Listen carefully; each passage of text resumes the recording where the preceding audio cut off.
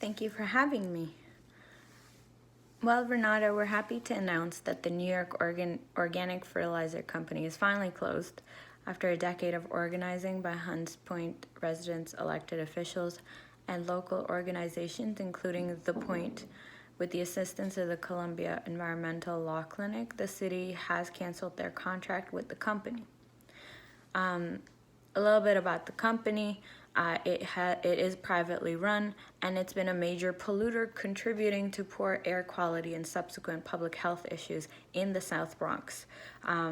Also, a shout out to Mothers on the Move for reaching a long-awaited settlement on their public nuisance lawsuit against the New York City Department of Environment and Protection. These separate lawsuit victories are a collective breath of fresh air for the Hunts Point.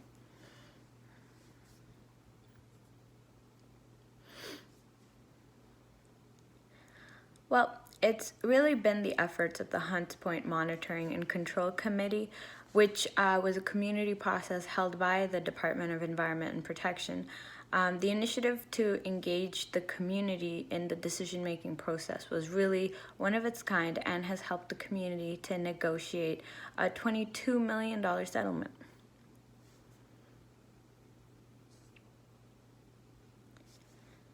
The committee came about through the advocacy of The Point and has some of our organizing members in its body. Like in 2008, The Point's president and chief operating officer, Maria Torres, was also named chairperson of the committee, but it also has other local officials in its membership.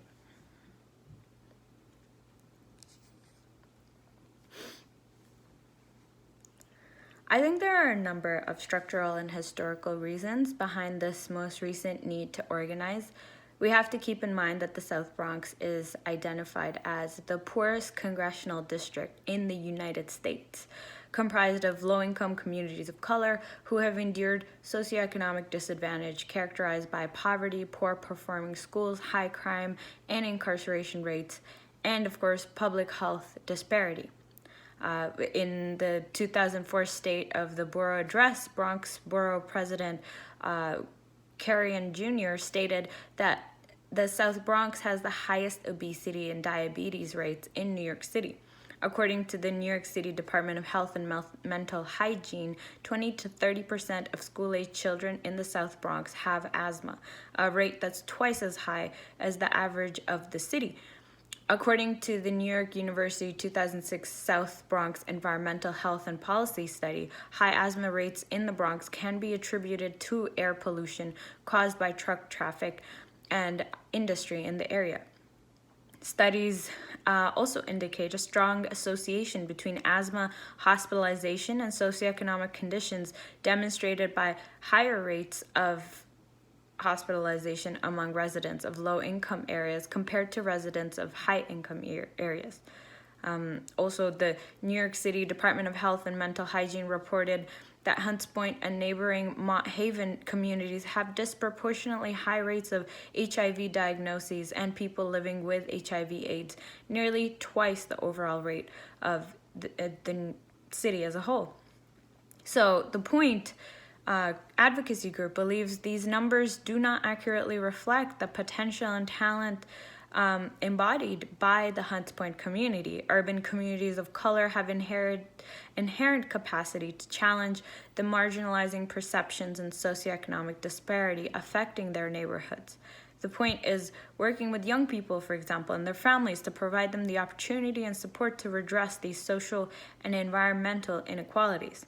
So with this overall grim picture, the zoning of a waste treatment plant and then a fish market in 2007 was clearly burdening an already overburdened communities. The families who visit the Point each week have only limited access to fresh produce beyond the damaged or utility grade fruits and vegetables found in the small neighborhood stores. And this fact is clearly ironic since the neighborhood hosts the United States' largest food distribution center, the Hunts Point Market, in addition to other markets such as the New Fulton Fish Market. In December of 2003, Self Magazine illustrated this inequity by comparing produce retailers in Hunts Point with fruits and vegetables sold in other more affluent areas, and they found that it is a huge disparity.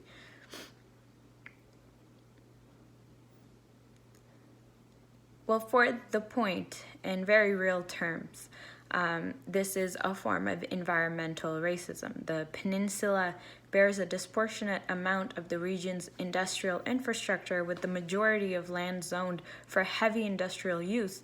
Hunts Point has one of the highest concentrations of truck traffic in New York City, already home to the largest produce market, as I mentioned, in the country. Hunts Point recently became the new location of the fish market as well, increasing the truck traffic upwards of 20,000 per day. There are over 15 waste transfer stations in the community, as well as a number of waste-related facilities.